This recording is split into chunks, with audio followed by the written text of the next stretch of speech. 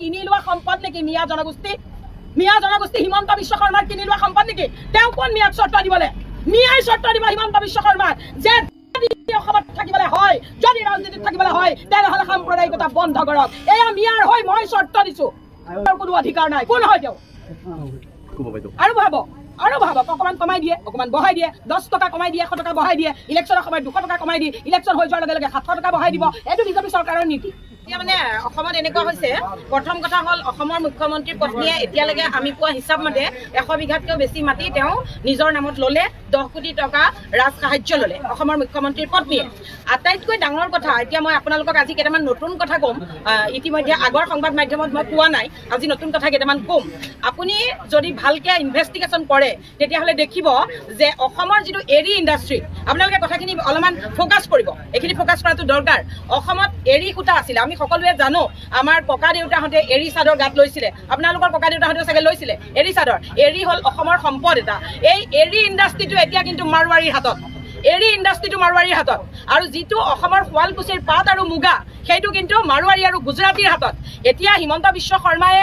বিজেপিত জইন কৰাৰ পিছৰ পৰা মিয়া মোগল মিয়া বাল্য বিবাহ অধিক সন্তান বহু বিবাহ এই বুলি কৈ মিয়াই শাক পাচলিত পয়জন দিছে মানে সাৰ বেছি কৰি পয়জন দিছে মিয়াক চাফা কৰি দিব লাগে কেৱল মিয়া কৈ থকাৰ আঁৰৰ কাহিনীবিলাক মই কৈ দিওঁ শুনক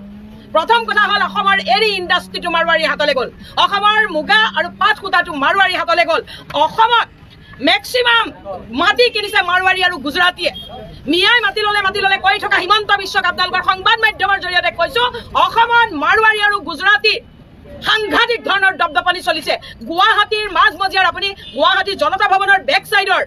যিখিনি এৰিয়া তাত মাৰোৱাৰী আৰু গুজৰাটীয়ে ভৰ্তি হৈ আছে গতিকে এতিয়া মিয়াৰ ভয় দেখুৱাই মাৰোৱাৰীয়ে আমাৰ হাতৰ পৰা লৈ যোৱা বস্তুবিলাক কিন্তু হিমন্ত বিশ্বই লুকুৱাই ৰাখিছে এতিয়া মিয়া বুলি কৈ বাংলাদেশী বুলি মিছা অপবাদ দি মাৰোৱাৰী আৰু গুজৰাটী ব্যৱসায়ীয়ে যিখিনি আমাৰ ওপৰত আগ্ৰাসন চলাইছে সেই কথাবিলাক লুকুৱাই ৰাখিছে এই কথাবিলাক লুকুৱাই ৰাখিবৰ কাৰণে মোৰ মাটি মোৰ দেশ আৰে আমি অসমীয়া অসমত আমাৰ বুপাক ককা মৰি গৈছে এতিয়া হিমন্ত বিশ্বই ক'ব নেকি যে এখন মোৰ মাটি এয়া মোৰ দেশ হিমন্ত বিশ্বই ক'ব নেকি আমাৰ ইয়াত পিৰি মৰি গৈছে আমাৰ ককা দেউতা আজু ককা মৰি গৈছে ইয়াত এতিয়া হিমন্তই শিকাব নেকি আমাক যে এইখন আমাৰ দেশ আৰু এয়া আমাৰ মাটি আমি হিমন্তৰ পৰা শিক্ষা ল'বলৈ আছে নেকি এইবিলাক চব অসমৰ জ্বলন্ত সমস্যাবিলাক লুকুৱাই ৰখাৰ উপায় আৰু চাব আৰু কথা আছে ৰ'ব স্কুলবিলাক হিমন্ত বিশ্ব শৰ্মাই বন্ধ কৰি পেলাব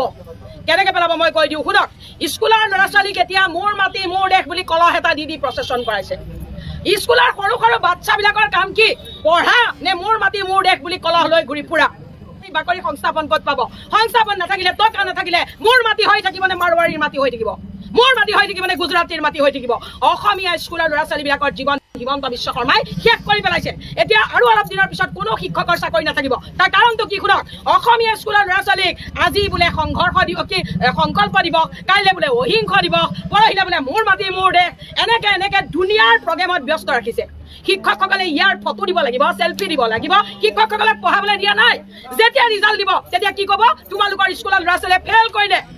তোমালোকৰ ল'ৰা ছোৱালীক পঢ়াব নাজানা তোমালোকৰ কাৰণে ল'ৰা ছোৱালীয়ে ভাল ৰিজাল্ট কৰিব নোৱাৰিলে গতিকে তোমালোকৰ চাকৰি নাই স্কুল বন্ধ এইবিলাক অসমীয়া স্কুলক বন্ধ কৰি পেলাবলৈ হিমন্ত বিশ্বই দুনিয়াৰ প্ৰগ্ৰেমবিলাক স্কুলবিলাকত দি দিছে আৰু এইবিলাক টিচাৰে কেতিয়া ল'ৰা ছোৱালী পঢ়াব কেতিয়া প্ৰগ্ৰেম কৰিব কেতিয়া সেলফি মাৰি চৰকাৰক দিব গতিকে জ্বলন্ত সমস্যা লুকুৱাই ৰাখিবলৈ মোৰ মাটি মোৰ দেশ হিমন্ত বিশ্বই ক'বলৈ প্ৰয়োজন নাই মোৰ মাটি মোৰ দেশ গোটেই পৃথিৱীয়ে জানে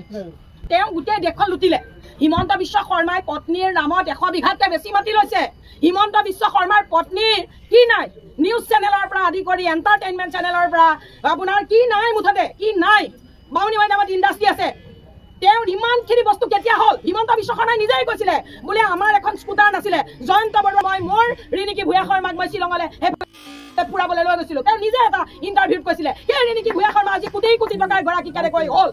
এইবিলাক কথা লুকুৱাই ৰাখিবলৈ এই দুনিয়াৰ প্ৰগ্ৰেমবিলাক কৰিছে আৰু আমাৰ মহিলাসকলক ব্যস্ত কৰি ৰাখিছে আমাৰ মহিলাসকলে এতিয়া অৰুণোদয় আঁচনিৰ কেইটামান টকা পাই পাহৰি গৈছে কাইলৈ তেওঁৰ নাতি নিয়েকটো ক'ত থাকিব এই কথা আমাৰ মহিলাসকলে কিছুমান মহিলাই পাহৰি গৈছে হিমন্ত বিশ্ব শৰ্মাই মহিলাসকলক এনেকুৱা কৰি পেলাইছে ইটোৰ পিছত কিটো প্ৰগ্ৰেম দি যে মিঠাতেলৰ দাম পাহৰি গৈছে এতিয়া অৰুণোদয় আঁচনি সকলো মহিলাই নাই পোৱা চাউল পায়, ৰেচনৰ নামত মাত্ৰ কেইটামান চাউল পায়, কেতিয়াবা 2 কেজি আটা পায়, তাৰ বাদে একো নাপায়। হিমন্ত বিশ্ব শৰ্মাই অসমত মৰাপাট, অসমত আপোনাৰ মেটেকা আছে, দ্বীপৰ বিলত মেটেকা আছে, অন্য ঠাইত মেটেকা আছে, মৈৰাবাৰী এই অঞ্চলত মেটেকা আছে। মেটেকাৰ কেলে এটা ইণ্ডাষ্ট্ৰি নবনায়? এটা মেটেকাৰ ইণ্ডাষ্ট্ৰি বনালে অসমীয়া কিমান ল'ৰাই চাকৰি পাব? মেটেকাৰ পৰা কিমান বেগ বনাব পাৰি, কাৰ্পেট বনাব পাৰি, এইবিলাকত ধ্যান নাই। খালি দিহা নামৰ ৱৰ্ল্ড ৰেকৰ্ড কৰিব, বিহুৰ ৱৰ্ল্ড ৰেকৰ্ড কৰিব, এইবিলাক কৰি হিমন্ত বিশ্ব শৰ্মাই